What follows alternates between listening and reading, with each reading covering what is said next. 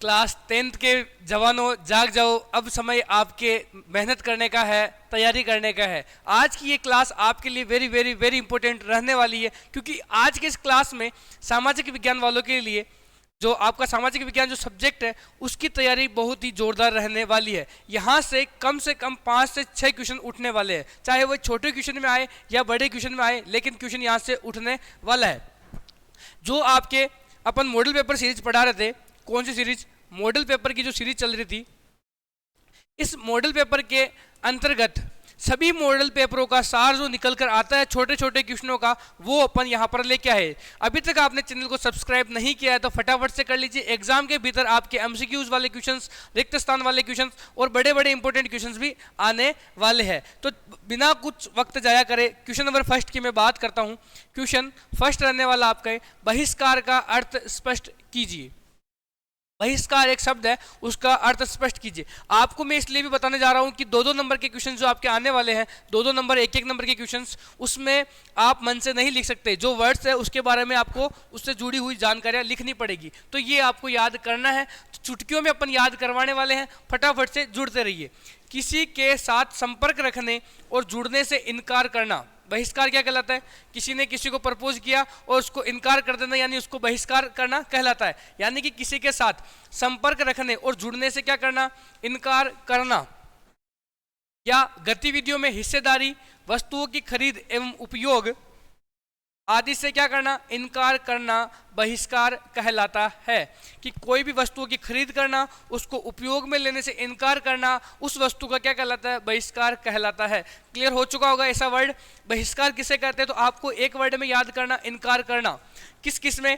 एक, किसी के साथ संपर्क रखने में, या किसी वस्तुओं के उपयोग करने या उसकी खरीद करने के लिए उसे इनकार करना क्या कहलाता है? बहिष्कार कहलाता है। पहला क्वेश्चन कंप्लीट हो चुका है। चलते हैं अगले क्वेश्चन की ओर। भारत में कपड़ा बुनकरों को एक साथ किन 2 समस्याओं का सामना करना पड़ा? जो भारत में बुनकर थे उनको किन 2 समस्याओं का सामना करना पड़ा एक साथ? तो भारत में जो कपड़ा बुनकर थे उनका जो निर्यात बाजार था, निर्यात का मतलब समझिए अपने देश से दूसरे देश में माल का जाना, निर्यात जो था वो क्या हो रहा था? ढह रहा था, यानी खत्म सा हो रहा था। दूसरा पॉइंट है, स्थानीय बाजार सिकुड़ने लगा था। स्थानीय बाजार का जो फैलाव था वो क्या होने लगा? सिकुड़ने लगा था। दोनों चीजें हो गई, माल का बाहर जाना रुक रहा था और अपना यहाँ का जो बाजार था वो क्या हो रहा था? सिकुड़ रहा था। क्लियर है क्या? चलते हैं अगले क्वेश्चन की ओर। जोबर कौन कहलाता है? ऐसे वर्ड आपको नहीं आएंगे एग्जाम में, उससे पहले बिना वक्त जाए कि फटाफट से अच्छे अच्छे क्वेश्चन को आप याद कर लीजिए। इन्हीं के साथ आपकी जिनकी भी इच्छा है मॉडल पेपर सीरीज पढ़ने की, डेस्क वर्क पढ़ने की, वो इच्छा यहाँ पर खत्म होने वाली है, क्योंकि उसका पूरा सार अपन यहाँ पर लेके आ चुके हैं। उद्यमी मिलों में, जो उद्यमी है वो मिलों में क्या करते हैं? नए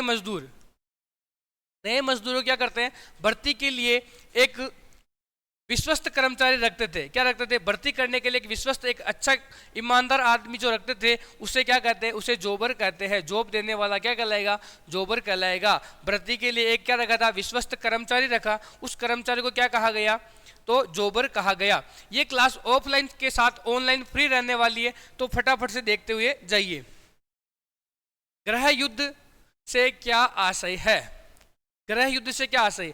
अपनी भाषा में मैं आपको समझाऊं तो गृह युद्ध यानी घर के अंदर, यानी किसी देश के अंदर चलने वाला युद्ध क्या कहलाएगा? गृह युद्ध कहलाने वाला है। किसी मुल्क में सरकार विरोधी समूहों की हिंसक लड़ाई, सरकार क्या है? सरकार एक तरफ सरकार है और उसके जो विरोधी समूह है उनकी क्या हिंसक लड़ाई ऐसा रूप ले ले कि वह युद्ध सा लगे, तो उसे क्या कहेंगे अपन? गृह युद्ध कहते हैं। क्लियर है क्या? किसी मुल्क यानी किसी देश के भीतर, अपने देश के अंदर ही कुछ युद्ध हो, युद्ध सा लगे, तो उसे अपन क्या कहेंगे? गृह युद्ध कहने वाले हैं। क्लियर है? कंप्लीट। चलते हैं अगले क्वेश्चन की ओर। लैंगिक असमानताओं के कोई 2 आधार लिखिए। जो लिंग के आधार पर असमानता है, लैंगिक असमानता के कोई 2 आधार, किस आधार पर असमानता होती है उनके 2 आधार आपको बताने हैं।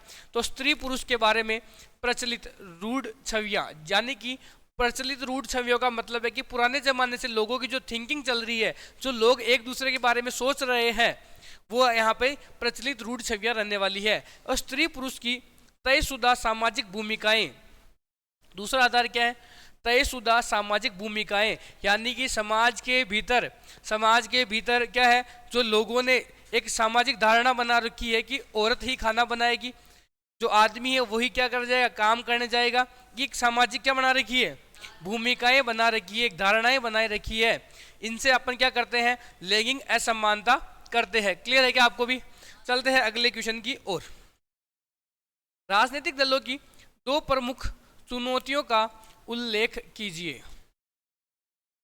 राजनीतिक जो दल है उनकी दो प्रमुख चुनौतियों का क्या करना है, उल्लेख करना है। पहले उल्लेख की बात करूं तो राजनीतिक दलों के भीतर आंतरिक लोकतंत्र नहीं है।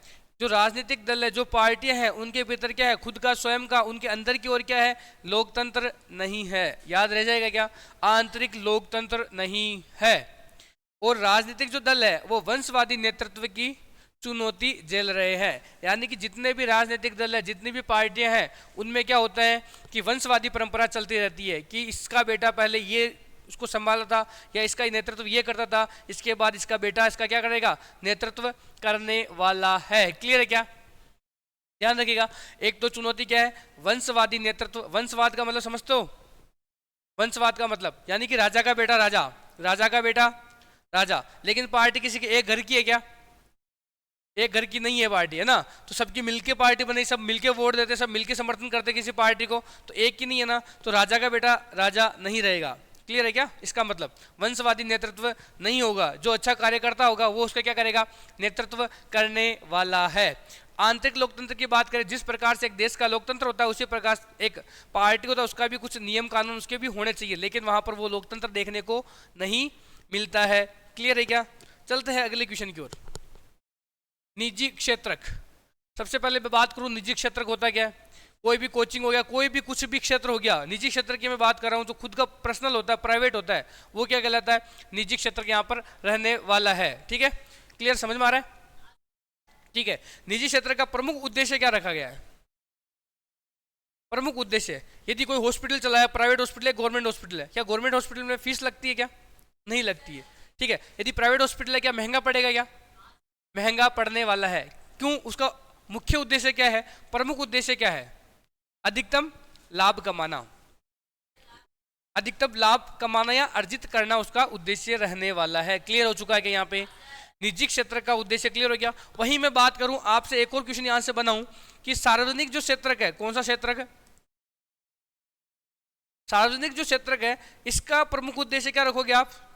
तो लोगों की क्या करेगा, ये सेवा करेगा, मदद करना, सेवा करना। ठीक है, कंप्लीट है। इसका उद्देश्य लाभ कमाना रहेगा क्या? नहीं रहेगा। लेकिन निजी क्षेत्र का प्रमुख उद्देश्य क्या है? अधिकतम लाभ किस प्रकार से वो अर्जित करे। क्लियर है? चलते हैं अगले क्वेश्चन की ओर। व्यापार अवरोधक से क्या अभिप्राय है? कुछ इन चीजों के शब्द जो अभी बोल रहा हूं, ये एग्जाम के माइंड में आने वाले, उनको आपको छापना होगा। अवरोधक यानी होता है रोकना। अवरोधक यानी क्या होता है? रोकना। और व्यापार को रोकना क्या होगा? व्यापार को रोकना व्यापार अवरोधक कहलाने वाला है। बात करते हैं व्यापार अवरोधक किसके द्वारा? सरकार के द्वारा। किसके द्वारा भैया? सरकार द्वारा लगाए हुए प्रतिबंध। कौन से बंध? प्रतिबंध, जिनसे वह विदेशी व्यापार को नियमित करती है। विदेशी व्यापार को यदि नियमित रोकती है, मतलब क्या करती है? यहाँ पे रोकती है, यानी सरकार ने कुछ प्रतिबंध लगाए ऐसे, जिनसे क्या कर रही है, वह विदेशी व्यापार को नियमित नहीं कर पाती है। क्या नहीं कर पाती है? विदेशी व्यापार कंटिन्यू नहीं कर पाएगी। उसमें क्या रहेगा यहाँ पर? आपके व्यापार अवरोधक रहेगा। सही भाषा में समझाऊं तो व्यापार अवरोधक क्या है? सरकार द्वारा लगाए गए प्रतिबंध है, जिससे वह देश की व्यापार की नियमितता से वो व्यापार नहीं कर पाएगी। क्लियर है क्या? यहाँ पर टाइपराइटर ने हल्की सी मिस्टेक कर दी है, तो ध्यान रखना, जिससे वह विदेशी व्यापार को नियमित नहीं कर पाती है। क्लियर है? व्यापार अवरोधक क्या है? सरकार द्वारा लगाए गए क्या रहने वाले? प्रतिबंध रहेंगे, जिसके कारण वह व्यापार में क्या रुकावट पैदा करने वाले हैं। क्लियर है क्या? बात करें अगले क्वेश्चन की, चिपको आंदोलन। Very very important, very very important लगा लेना। 4 नंबर का आ सकता है, 2 नंबर का आ सकता है, 1 नंबर का आ सकता है, लेकिन क्वेश्चन यहां से आने वाला है। इंपॉर्टेंट लगा लेना। चिपको आंदोलन एक घटना है, उस घटना का महत्व आपको यहां पर पूछा गया है। ठीक है, पहला क्वेश्चन यहां से क्या उठता है कि किस प्रदेश की बात है? तो किस प्रदेश की रहने वाली है? हिमालय प्रदेश की रहने वाली है। क्वेश्चन एबेसद में पूछा हुआ 2 से 3 बार, आपके जितने मॉडल पेपर सोल्व करोगे उसमें मिलने वाला है। किस प्रदेश की घटना है? वन्य प्रदेश, हिमालय प्रदेश, तो हिमालय प्रदेश की है। में वनों की कटाई को रोकना तथा सामुदायिक वनीकरण करना आदि कार्य चिपको आंदोलन के अंतर्गत क्या किए गए? शामिल किए गए। हिमालय प्रदेश, उसमें वनों की कटाई को तो रोकना और सामुदायिक रूप से सब मिलकर वनीकरण करना है, वनों यानी पेड़ पौधों को लगाना, उसका क्या रखा गया है? महत्व रखा गया। आदि कार्य चिपको आंदोलन के अंतर्गत क्या किए गए? शामिल किए गए हैं। चले अगले क्वेश्चन की ओर। आधारभूत उद्योग क्या है? कौन सा उद्योग भाई? बोलो। आधारभूत उद्योग। और उदाहरण देकर आपको क्या करना है? इसको समझाना है। वह उद्योग जो कि उपभोक्ता वस्तुओं के लिए मशीन का निर्माण करते हैं। वह उद्योग जो उपभोक्ता वस्तुओं के लिए क्या कर रहा है? मशीन का निर्माण कर रहा है। यानी कि आधारभूत उद्योग, यानी कि पत्तल धोने उसकी मशीन का निर्माण अपन कर रहे हैं, तो वो किसका उद्योग हो रहा है? आधारभूत उद्योग रहने वाला है। क्लियर है? जो नॉर्मल कस्टमर जो सामान बेचने के लिए कर रहा है, उस चीज का अपन निर्माण कर रहे हैं, उस मशीन का अपन क्या कर रहे हैं? निर्माण कर रहे हैं, तो वो क्या रहने वाला? आपका आधारभूत उद्योग रहने वाला है। जैसे लोहा इस्पात उद्योग। क्लियर है क्या? कंप्लीट। चलते हैं अगले क्वेश्चन की ओर। गिरमिटिया, इसको भी इंपॉर्टेंट लगा लेना। गिरमिटिया शब्द से आप क्या समझते हैं?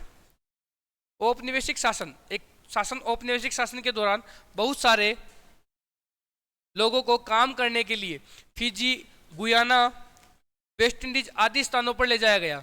इनको कहाँ? फिजी, गुयाना और वेस्ट इंडीज आदि स्थानों पर ले जाया गया कि आपको हम अच्छा रोजगार देंगे, यहाँ से अधिक मात्रा में अपन क्या देंगे, आपको मजदूरी देने वाले, सिस्टमेटिक रखने वाले, ऐसे प्रलोभन देकर इनको वहां ले जाया गया। और वहां पर क्या इनकी हालत खराब होती है, उन्हें क्या कहेंगे अपन? गिरमिटिया कहा जाता था। क्लियर है क्या? औपनिवेशिक शासन के दौरान बहुत सारे लोगों को काम करने के लिए फिजी, गुयाना, वेस्ट इंडीज आदि स्थानों पर ले जाया गया, उन्हें क्या कहते हैं? गिरमिटिया कहते हैं। कोडिंग से आप क्या समझते हैं? एक शब्द है कोडिंग। कोडिंग वह उत्पादन प्रक्रिया थी। क्या थी? उत्पादन प्रक्रिया जिसमें कपास या ऊन आदि रेशों को कटाई के लिए तैयार किया जाता था। उत्पादन प्रक्रिया जिसमें कपास और ऊन को क्या, किसके लिए? रेशों की कटाई के लिए। रेशों की कटाई के लिए क्या किया जाता? उपयोग में किया जाता, तैयार किया जाता। क्या कहलाएगा? आपका कोडिंग कहलाने वाला है। ब्रिटेन में सूती कपड़ा मिल की रूपरेखा किसने प्रस्तुत की थी? तो ब्रिटेन में सूती कपड़ा मिल की रूपरेखा रिचर्ड आर्कराइट, किसने? रिचर्ड, याद कर लो भैया, रिचर्ड आर्कराइट ने प्रस्तुत की। Richard Arkwright, Richard Arkwright. रूपरेखा किसने प्रस्तुत की? ब्रिटेन में सूती कपड़ा मिल की रिचर्ड आर्कराइट। क्लियर है? सामुदायिक सरकार से क्या आशय है? कौन सी सरकार भैया?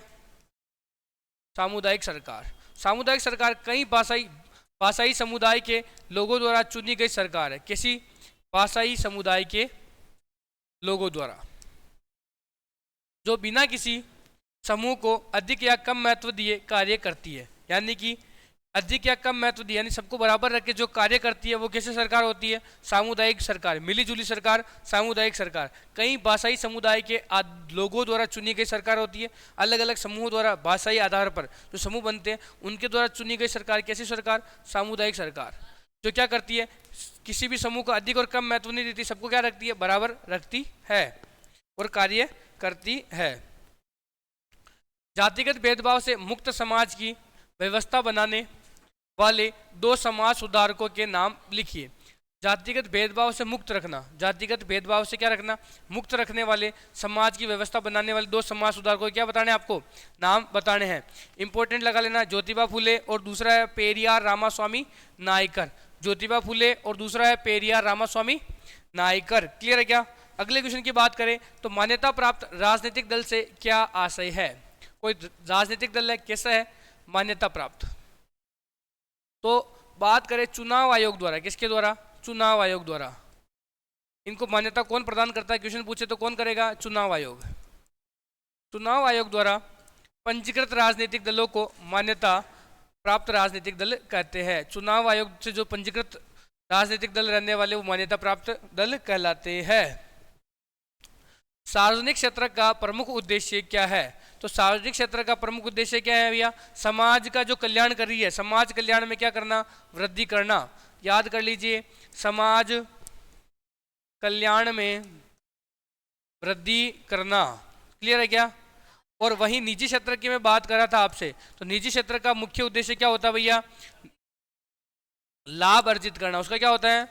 लाभ अर्जित करना। क्लियर है क्या? ये लाभ अर्जित करना किसका है? ये किसका है भैया? निजी क्षेत्र का। किसका है? निजी क्षेत्र का रहने वाला है। और समाज कल्याण वृद्धि करना किसका है? सार्वजनिक क्षेत्र का रहने वाला है।